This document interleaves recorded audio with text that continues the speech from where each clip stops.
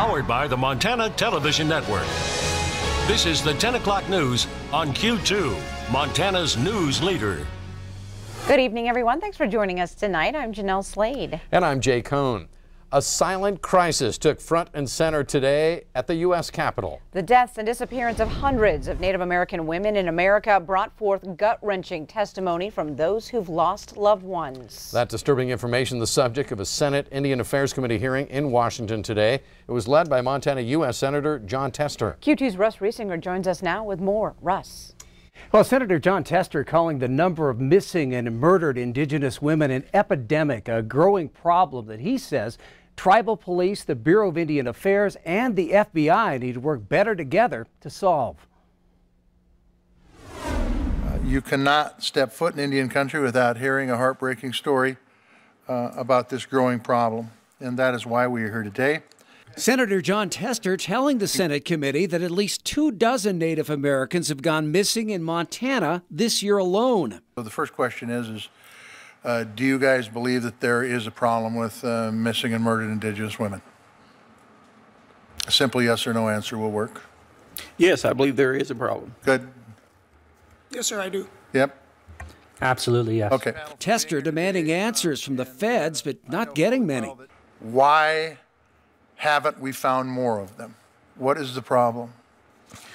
Well, I think there needs to be more coordination at the beginning. When we have a missing person. Coordination between who? A coordination between the search and rescue group, the law enforcement, everybody that's involved. Thank you for allowing me to speak for my sister Ashley. Ashley Loring Heavy Runner has been missing since June of 2017. Her sister Kimberly testified that Blackfeet Tribal Police and the BIA seemed dismissive because the missing woman was 20 years old, a legal adult, and that a sweater that might have provided evidence was lost. If they would have taken her serious as a person, because we are important, I believe that my sister would have been here or we would have had closure. I'll go back to where I started, and that is if we'd have a different reaction if this was non-Native. I'm just telling you, it'd be a different reaction. Well, one of the problems with solving some of these cases definitely seems to be with communication between different agencies. That was obvious at today's hearing. Senator Tester is saying that was probably the only answer that came out of this hearing, but he says he's hoping that there will be another hearing about it when the new Congress takes over. Jay, Jeanelle? All right, thank you very much, Russ. This afternoon, the U.S. House followed the lead of the Senate and approved the 2018 Farm Bill, sending it to the president's desk. Now, the president is expected to sign the $867 billion measure sometime next week. MTN's Russell Nimitz joins us now to share some of the bill's priorities for Montana farmers and ranchers. Russell. Well, after months of waiting and lots of political wrangling, Montana farmers and ranchers are close to having a new farm bill. This week, as members of the Montana stock growers meet in Billings for their annual convention, MSGA President Brian Massard from Dillon says the new farm bill does include several important items for ranchers, like mandatory funding for a vaccine bank to help defend against invasive livestock diseases like foot and mouth disease. FMD is the huge lurking giant out there, and we finally have a provision in the Farm Bill that's going to support that, because we do want to be prepared. A lot of all these other countries, if they find it in one little area, you know, they'll just surround that area, and that country can export everywhere else. But in the United States, we find it in one cow, everybody shuts us off. And so it's pretty important for us to be ahead of that curve, make sure we're prepared and we can deliver our product all over the world. The final compromise includes other key priorities for Montana agriculture, including protecting crop insurance, a critical part of the safety net for Montana farmers, as well as securing funding for important conservation programs such as EQIP and CSP. For farmers like Michelle Erickson Jones of Broadview, the new Farm Bill is their operations roadmap for the new year ahead. It matters for how you do your budget, but it also matters for your conservation plans. If you had a plan to put in a pipeline or redo a well or your conservation stewardship program, all of those matter for bankers and for our ability to plan our budgets for 2019. As for the nutrition title, which actually eats up about 80% of the Farm Bill's total funding, the final compromise doesn't contain the tighter work requirements for food stamp recipients, but it does offer other revisions to the popular food assistance program. And Jay and Jeanelle, for Montana Agriculture, instead of a lump of coal during this year's Christmas season, it looks like Montana farmers and ranchers will have a nice Farm Bill present under the Christmas tree. Good news. Thank you, Russell. In other news tonight, President Trump's former attorney and fixer Michael Cohen learned his fate today. A federal judge in New York sentenced Cohen to 3 years in prison. Cohen said he took, quote, full responsibility for his actions while working for Trump. In August, the attorney pleaded guilty to 8 criminal counts against him, including campaign finance violations tied to President Trump. Cohen admitted making illegal hush money payments to women who claimed they had affairs with the president before he took office.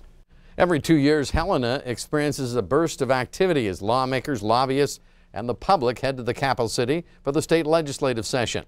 But that session can't run smoothly without lots of preparation behind the scenes. Tonight, MTN's Jonathan Amberian shows us what it takes to get ready. Right now, the halls of the Montana State Capitol are quiet. But in just under a month, that will all change, as 150 legislators arrive for several months of debate over the state's laws and budget. It's an intense, stressful atmosphere. You either love it or you hate it. Lindsay Vrogan-Dewey has been chief clerk of the House of Representatives since 2012. Each session, she hires more than 50 staff members to assist with things like committee meetings and the bill process. The last weeks of the year are an important time for training. It is prepping them, giving them all the tools and practicing so that when we go live January 7th, we have everything organized and set for 4 months. Once the session begins, lawmakers have just 90 days at the Capitol to get their work done. So whenever possible, legislative staff works ahead so the House and Senate can hit the ground running on day one. The first crop of bills have already been written. Several dozen are pre-introduced to be heard in the first few days. Vrogan-Dewey has to keep in contact with legislative leaders as the Speaker assigns bills to committees and committee chairs schedule hearings. Text messaging is a beautiful thing. Ahead of the legislative session, House Sergeant-at-Arms Brad Murfitt is focused on getting the facility ready, from the chamber and committee rooms to the phone system. Have a lot of things to do. There's a lot of little things, getting the chairs and furniture and cleaning spills from the last session that might have been there. Look at all the furniture, make sure it's all good to go, and employees have a nice work environment. The Helena Police Department contracts with the state to provide additional security at the Capitol. They keep one officer there throughout the year. During the session, the department shifts some of its patrol officers to the Capitol. Safety is a concern at that building with all the elected officials in that area at one time, so we're definitely on the lookout for anything going on that appears suspicious or maybe criminal. Lieutenant Jason Zander has worked in the Capitol for several legislative sessions. He said he's seen no major disruptions, and they intend to keep it that way.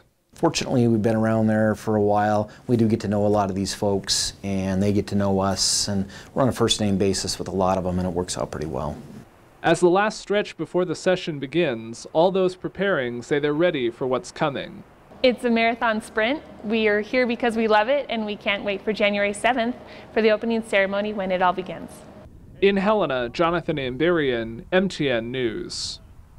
Thank you, Jonathan. Lawmakers have already filed more than 3,000 requests for bill drafts. That's more than in 2017, but keep in mind not all of those draft requests actually get introduced.